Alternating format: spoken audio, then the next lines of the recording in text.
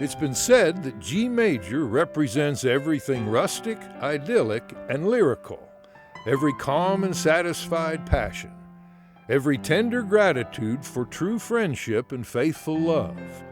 In a word, every gentle and peaceful emotion of the heart is correctly expressed by this key.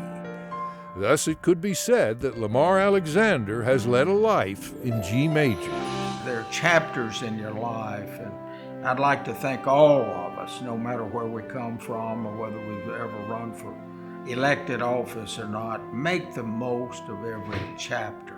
There have been many chapters to Lamar's life, each chapter laying a groundwork for the chapter to follow.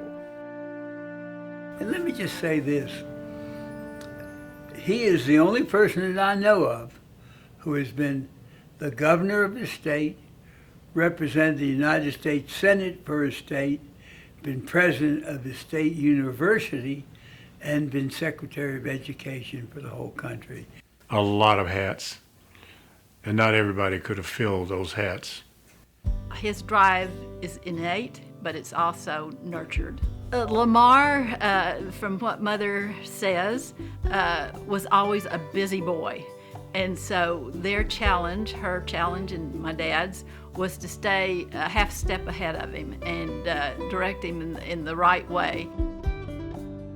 He was not only a brother, but he was a mentor, and his life encouraged me to explore life to its fullest, because that's what he did, and not to be afraid to try something new and learn.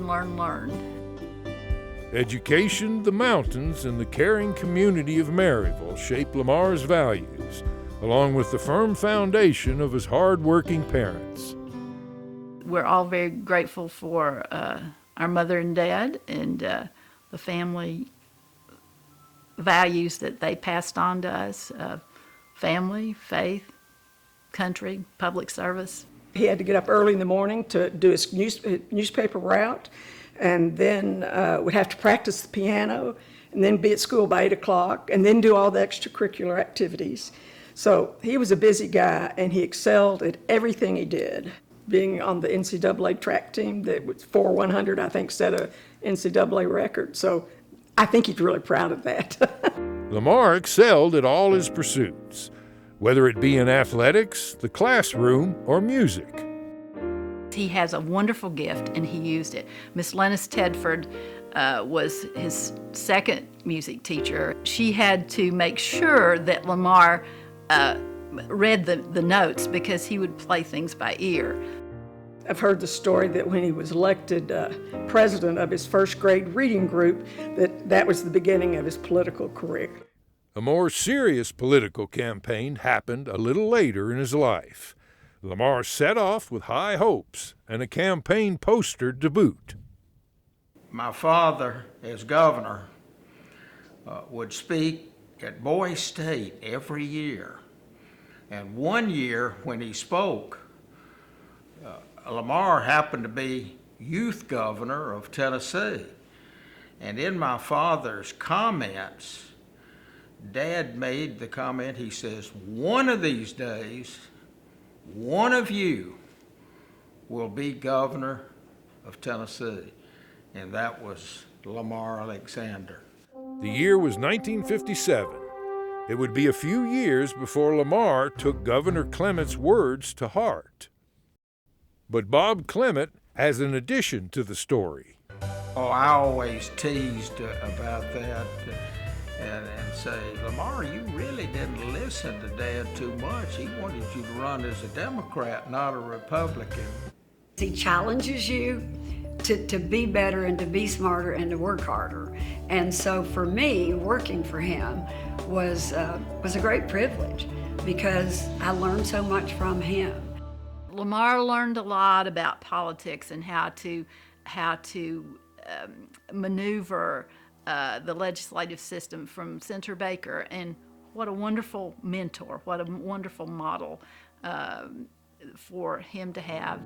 Lamar is a protege of Howard Baker, and Howard Baker always had two things. better listen to the other person. He or she might be right. And you ought to always respect other people and his or her opinion. He's the type that when you have a meeting with him, he sets you down and he looks you straight in the eye and he puts his telephone away and he don't miss a word. He's just that way. I like that. Out and way. Lamar is a great listener, and that goes a long way when people want to trust you. I'm proud of him because for over these many, many years, people have said they trusted him. He was honest. He was caring. He has a way of navigating through complex issues in a way that everyone feels involved. His passion has always been around education. That passion propelled him to the presidency of the University of Tennessee, though he would not spend as long in that office as some had hoped. I totally understood why he wanted to be Secretary of Education. And so all of these programs that came along after he was there were the result of things he had put into place as Secretary of Education. So I totally got that. But again, I would love for him to stick around a little while longer at UT. On the nation's stage, Lamar never forgot his home state and East Tennessee. He's East Tennessean of the Year. And when we think of East Tennessee, what do we think of? We think of the mountains. We think of Oak Ridge. We think of the University of Tennessee. Well, look what Lamar has done for all three of those things. Lamar, as he learned about the science of Oak Ridge, came to be one of our best salespeople for that science. He could convince people to make investments in the infrastructure we needed to succeed. And listening, learning, bringing people together from different walks of life were really tremendous assets for our community. He helped us secure several bridge projects on the Foothills Parkway.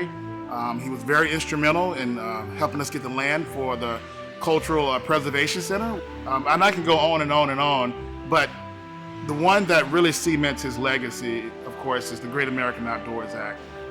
Him championing this legislation puts him really in an elite class of individuals when you talk about the greatest legislation for the Park Service since Mission 66. I don't say this lightly, but I don't think there'd be another elected official I know within my lifetime and for generations to come to do as much for the Smokies as Senator Alexander has done. Let's face facts. He's one that brought the auto industry here to Tennessee. I mean, Lamar started all that, and you can't underestimate in any way what Lamar Alexander has done for the state of Tennessee. He's never forgotten that he is a seventh generation East Tennessean, and I think that's what's made him just a success in Tennessee and in the country. If you look back at what he has done, you know, he's held so many roles, and even going back to the time of Richard Nixon, I mean, he has been in the fray. He has been there on the front lines. Over his remarkable career, Lamar has made a difference in so many lives, in so many ways, some he never knew about. Man, usually living up here, we've been two of the very worst poachers. But we quit once we met Lamar. We didn't want to ever embarrass him by getting caught. But I never done no more of it, even till today, and I never do intend to do any more poaching. Lamar don't know that, but we were. Find the good and praise it, always stay positive. You know, another is people remember the last things you do, which I think is important as you transition from one thing to another. Though the U.S. Senate constituted the most recent chapter in his life, to many Tennesseans, Lamar first stepped into the public eye in his 1974 quest for the governor's office. That failed campaign simply set the stage for a most remarkable run, or walk, if you will, in 1978.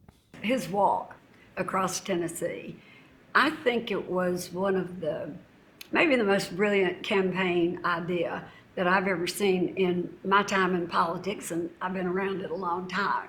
I didn't think campaigns were walking. I thought campaigns were flying. We would walk in the beginning 5-6 miles a day. Then he put his X down. Then we'd come back the next morning at the X and we would start walking again. The shirt was just a symbol of him really becoming one of the people of Tennessee. And I think it helped him as much as it helped the people get to know him.